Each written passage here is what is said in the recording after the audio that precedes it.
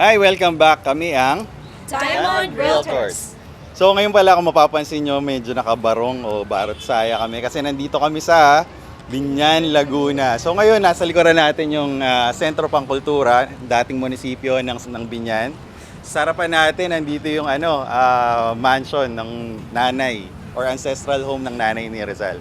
So nandito tayo, bali etong episode na to, medyo magre-real talk lang tayo kung ano ang lagay nga ba ng natin, city sa south, which is Biñan, Laguna. So aralin natin ng syempre real estate, history, tsaka yung tanong na okay pa ba or worth it pa ba mag-invest sa south, specifically Biñan, Laguna.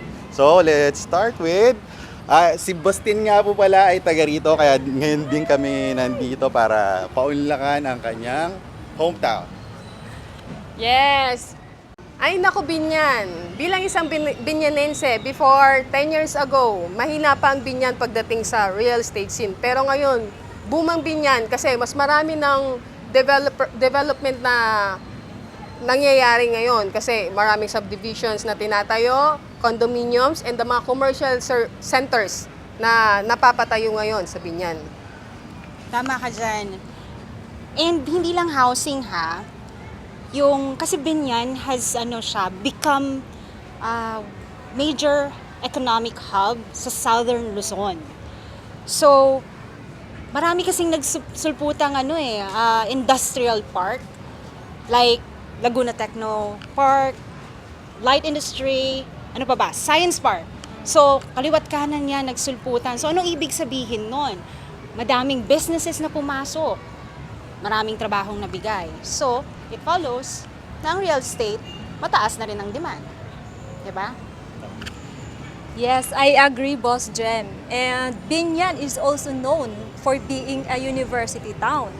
Nandiyan yung Perpetual, may STI, or kung gusto mo naman is Philippine Women University. Hindi na siya demand for families. In demand din siya for students and young professionals na looking for rentals and home starters. Compare sa other cities dito sa Laguna, Biñan is very urbanized and economical active. Kasi may Calax tayo, mas malapit tayong sa Metro Manila at mas madali pagdating sa transportation. Nice. Madagdag ko lang, boss. Kasi ito yung parang tanong din sa atin ng mga investors, di ba?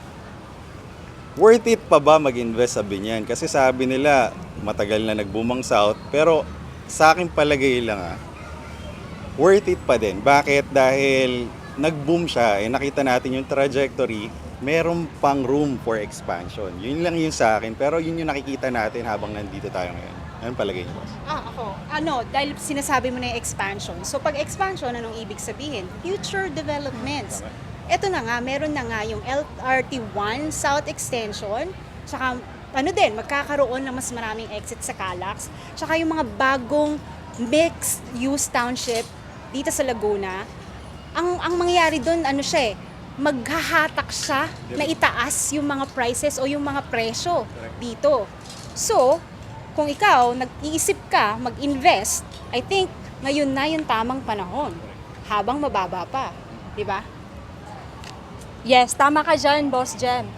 Whether you're looking for a property na rental, for investment, or for personal use, Biñan is the perfect place for you. Once again, we are Diamond Realtors. Abangan ang aming susunod na feature.